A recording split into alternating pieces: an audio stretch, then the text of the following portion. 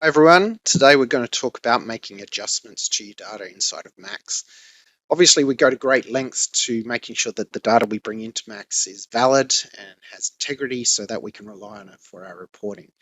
But there's always going to come a time when we enter data into Max and we find out at a later stage that that data was incorrect for whatever reason and we need to apply an adjustment. If we weren't using a system like Max, say we're using something like Excel, it's probably easy to make these adjustments. We just enter it in and the data's updates and the reports update. But the problem is there's no audit trail or justification of why the change was made. And therefore, anyone can apply any kind of adjustment and any change.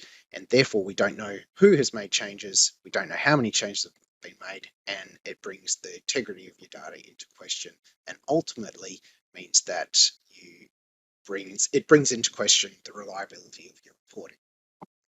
So in Max, we make it easy to make adjustments, but we always make sure that it's justified and there's some sort of an audit trail of those adjustments. So what I've got here is a simple file import that I've just done. The process I'll go through here is exactly the same for worksheets as well, where we can go in, look at the data and make a change. So we'll go into our file import. You can see we've brought in all these different values here and we'll choose one to make an adjustment on. So I'm going to click edit. You'll see I can't edit any of the properties of this import session, like who did it or when.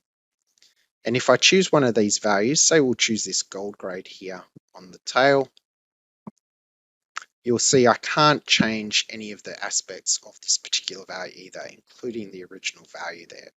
So say it looks like 0.02 thereabouts. So I'm going to actually make it specifically 0.02. And you can see it then highlights it in red to show that it is adjusted.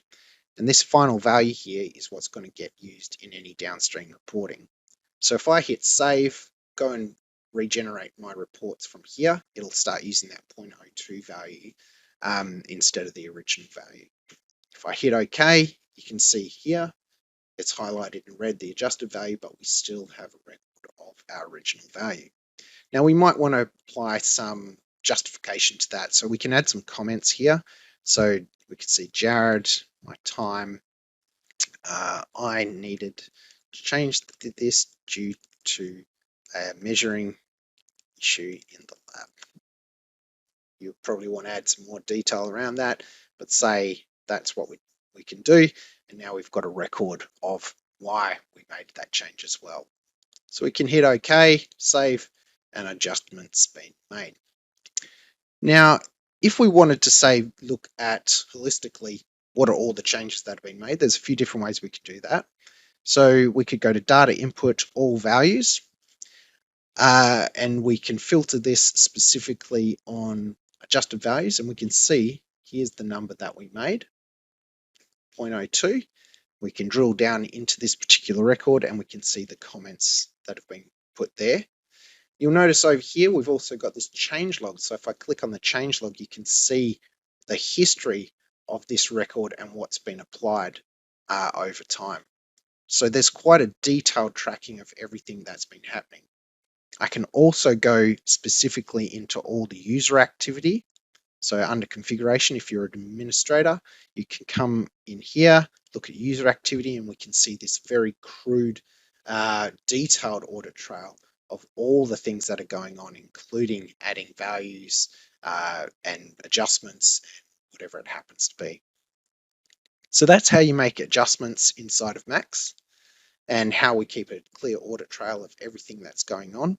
So everything gets tracked and you can have reliability in your data and your reporting. Cheers.